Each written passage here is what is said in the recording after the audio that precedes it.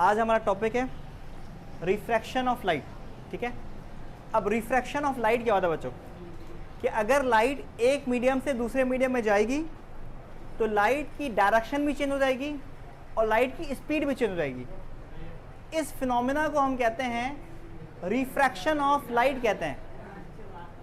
तो डेफिनेशन आपके सामने मौजूद है बच्चों, कि जब कोई रे ऑफ लाइट एंटर होती है एक मीडियम से किसमें, दूसरे मीडियम में, और चेंज हो जाती है डायरेक्शन भी लाइट की और साथ में उसकी लाइट की स्पीड भी चेंज हो जाती है, तो इसको हम क्या बोलते हैं, रिफ्रैक्शन ऑफ लाइट। अब लेट सपोज मैंने यहाँ पर एक डायग्राम बनाई है जिसमें ये वाला मीडियम बच्चों एयर मीडियम है। कौन सा मीडियम है ये, और ये हमारा ग्लास मीडियम है। ठीक है, तो दो अलग अलग मीडियम हो गए ना, एक हो गया एयर और दूसरा हो गया ग्लास। ठीक है, तो आपको दिख रहा होगा लाइट जो आ रही होती है मीडियम में उसको हम कहते हैं इंसिडेंट रे। क्या बोलते हैं, और जब मीडियम में लाइट गई तो लाइट बेंड कर गई, लाइट की डायरेक्शन चेंज हुई। आपको नजर आ रहा होगा लाइट आ रही थी सीधे, ठीक है, और लाइट की डायरेक्शन क्या हो गई बच्चों, चेंज हो गई। तो लाइट जो मीडियम में जा रही होती है उसको हम कहते हैं रिफ्रैक्टेड रे। क्या बोलते हैं, रिफ्रैक्टेड रे। ठीक है, और जो मीडियम से लाइट बाहर निकल रही है उसको हम बोलते हैं इमर्जेंट रे। क्या बोलते हैं, इमर्जेंट रे। जो लाइट रे मीडियम में आ रही है उसको बोलते हैं इंसिडेंट रे, जो मीडियम में गई लाइट उसको हम बोलते हैं रिफ्रैक्टेड रे, और जो मीडियम से बाहर जा रही है उस लाइट के रे का नाम क्या है बच्चों, इमर्जेंट रे। ठीक है, अच्छा, अब हमने इस सरफेस के परपेंडिकुलर एक लाइन ड्रॉ की रेफरेंस के लिए, जिसको हमने क्या नाम दिया बच्चों, नॉर्मल का नाम दिया। ठीक है, इस सरफेस के परपेंडिकुलर, जो सरफेस है मिरर का, सॉरी ग्लास का जो सरफेस है उसके परपेंडिकुलर मैंने एक लाइन परपेंडिकुलर मैंने खींची जिसका नाम क्या रखा, नॉर्मल। अब नॉर्मल लाइन से मैंने देखा इंसिडेंट रे का एंगल जो है उसको बोलेंगे एंगल आई, जो कहलाएगा एंगल ऑफ इंसिडेंस। और इस नॉर्मल लाइट से, नॉर्मल रे से जो रिफ्रैक्टेड रे का एंगल है उसको हम कहेंगे एंगल आर, मतलब एंगल ऑफ रिफ्रैक्शन। ठीक है, अब इसमें दो बातें हो सकती हैं बच्चों। पहली बात क्या हो सकती है कि जब लाइट, जो आपके पास कंडीशन है, रेयर का मतलब हल्का मीडियम, डेंसर मतलब भारी मीडियम, तो इस केस में एयर रेयर मीडियम है, एयर हल्का मीडियम है, एयर हल्का है, जबकि ग्लास जो होगा वो भारी होगा। तो यहाँ पर एयर जो है वो रेयर मीडियम है और ग्लास जो है वो क्या है, डेंसर मीडियम है। तो आपको दिख रहा होगा लाइट जब रेयर मीडियम से डेंसर मीडियम में जाएगी तो क्या होता है, रेयर से डेंसर में जाएगी तो क्या होगा, बेंड कर जाएगी टुवर्ड्स नॉर्मल। ये होगा बच्चों टुवर्ड्स नॉर्मल होगा। क्या होगा ये, बेंड्स टुवर्ड्स नॉर्मल। और जब डेंसर से रेयर में जाएगी तो बेंड कर जाएगी अवे। कहां बेंड कर जाएगी बच्चों, bends away from the normal. देख लीजिए बच्चों, ये एयर हल्का मीडियम है, एयर क्या है बच्चों, हल्का मीडियम है, और ग्लास भारी मीडियम है। तो लाइट जब रेयर से डेंसर में गई तो नॉर्मल की तरफ बेंड कर गई, नॉर्मल की तरफ बेंड कर गई। ठीक है, बेंड्स टुवर्ड्स नॉर्मल। और जब लाइट डेंसर से रेयर में गई तो बेंड कर गई अवे फ्रॉम द नॉर्मल, बाहर चली गई। ठीक है, तो दो फिनोमेना मैंने बताया आपको। लाइट जब रेयर से डेंसर में जाएगी तो बेंड करेगी टुवर्ड्स द नॉर्मल, और जब डेंसर से रेयर में जाएगी तो बेंड करेगी अवे फ्रॉम द नॉर्मल। दो कंडीशन पॉसिबल है, तो मैंने यहाँ पे लिख दिया आपके सामने। ठीक है, अच्छा बच्चों, जो ग्लास मैं डिस्कस कर रहा हूं यहाँ पर वो इस तरीके का ग्लास है।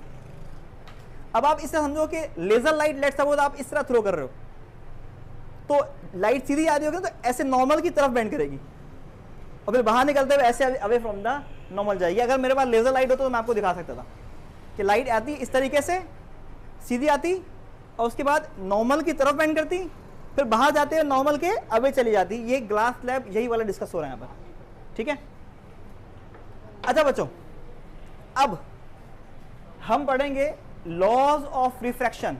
तो दो लॉ होते हैं रिफ्रैक्शन के। पहला लॉ जो है वो ये कह रहा है कि एक पॉइंट ऐसा होगा, जो यहाँ पे दिख रहा है आपको, एक पॉइंट ऐसा नजर आ रहा है आपको जहां पर इंसिडेंट रे भी लाई कर रहा है, नॉर्मल भी लाई कर रहा है और रिफ्लेक्टेड रे भी लाई कर रहा है। लिखा हुआ है, देख लीजिए, इंसिडेंट रे, रिफ्रैक्टेड रे और नॉर्मल रे तीनों एक ही पॉइंट पे लाई कर रहे हैं। देख लीजिए, ये वाला पॉइंट है। तो ये फर्स्ट लॉ समझ में आ गया होगा। ठीक है, अब सेकेंड लॉ समझाने के लिए मैंने आपको ये सारी की सारी जो है वो एक तरीके का मैंने आपके सामने ऑब्जर्वेशन रखा है। ठीक है, अब वो ऑब्जर्वेशन क्या है सुनिएगा बच्चों।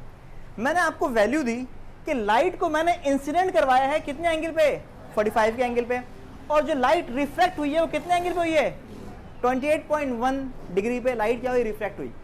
लाइट को मैंने इंसिडेंट करवाया बच्चों 45 डिग्री पे, और लाइट जो इंसिडेंट करवाया 45 डिग्री पे, और लाइट जो रिफ्रैक्ट हुई कितने एंगल पे हुई बच्चों, 28.1 डिग्री पे रिफ्रैक्ट हुई। ठीक है, एक केस मतलब ग्लास के ऊपर मैंने एक लाइट थ्रो करवाई 45 के एंगल पे, और उसी ग्लास पे मैंने एक और लाइट इंसिडेंट करवाई कितने एंगल पे, जब 60 पे मैंने इंसिडेंट करवाया तो यहां पर रिफ्लेक्शन कितना आया, 35.2। ठीक है, अब मैंने कहा एक चीज मैं करके देखता हूं कि मैं एंगल ऑफ इंसिडेंस जो है, sine of angle of incidence जो है, मतलब जो एंगल जिस एंगल से लाइट आई उसका साइन डिवाइड बाय जिस एंगल से लाइट बेंड हुई उसका साइन, दोनों को डिवाइड करवाया। ठीक है, तो देखो मैं यहाँ पे डिवाइड करवा रहा हूँ, तो मेरा वैल्यू क्या आई 1.5। सिमिलरली यहाँ पर मैंने ये किया, ये एंगल ऑफ इंसिडेंस है तो साइन 60, और ये एंगल ऑफ रिफ्लेक्शन है तो डिवाइड में किया इस फॉर्मूले के हिसाब से साइन 35.2। जब मैंने इसको डिवाइड किया यहाँ पर वैल्यू क्या आ गई बच्चों, सेम आ गई। तो इसका मतलब ये हुआ अगर दो सेम मीडियम हो, जैसे कि एयर और ग्लास, दो सेम मीडियम है एयर और ग्लास, फिक्स हो गया, तो आपने उस मीडियम पे किसी भी एंगल पे लाइट को इंसिडेंट करवाना है और उसके लिहाज से लाइट जो होगी वो क्या होगी, रिफ्लेक्ट हो रही होगी। तो आप क्या करोगे, एंगल ऑफ इंसिडेंस का sine divided by angle of reflection का साइन जब करोगे तो हमेशा वैल्यू एक ही आएगी, और ग्लास के केस में कितनी आएगी बच्चों, 1.5। इस बात को लॉ के फॉर्म में इस तरह लिखा गया, लॉ के फॉर्म में इस बात को, मतलब मैंने पहले आपको ऑब्जर्वेशन करवाई, उसके बाद मैं आपको लॉ पढ़ा रहा हूं ताकि आपको समझ आता है। ठीक है, मैंने क्या बोला, अच्छा पहले अगर मैं बताता ना आपको ये, तो एक रट्टा होता आपके लिए।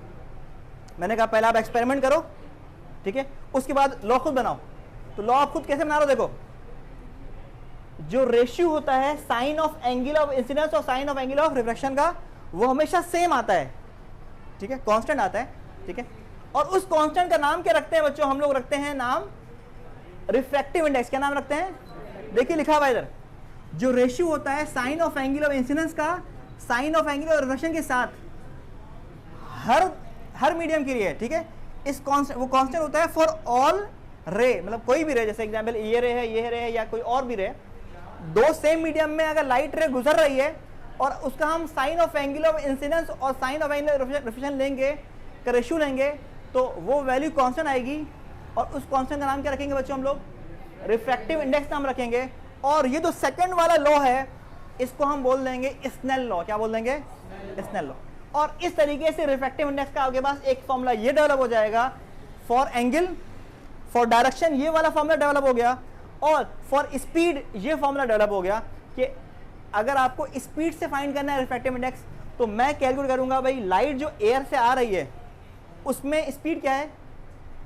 ठीक है, जैसे एग्जांपल यहां पर लाइट की स्पीड कितनी है, स्पीड कितनी है। ठीक है, और मीडियम में लाइट गई तो उस वक्त स्पीड क्या थी, तो मैं इस फॉर्मूले में पुट करके भी रिफ्रैक्टिव इंडेक्स क्या कर सकता हूं, फाइंड कर सकता हूं। ठीक है, तो आज हमने पढ़ा है रिफ्रैक्शन क्या होता है और साथ में लॉज ऑफ रिफ्रैक्शन क्या होता है। ठीक है।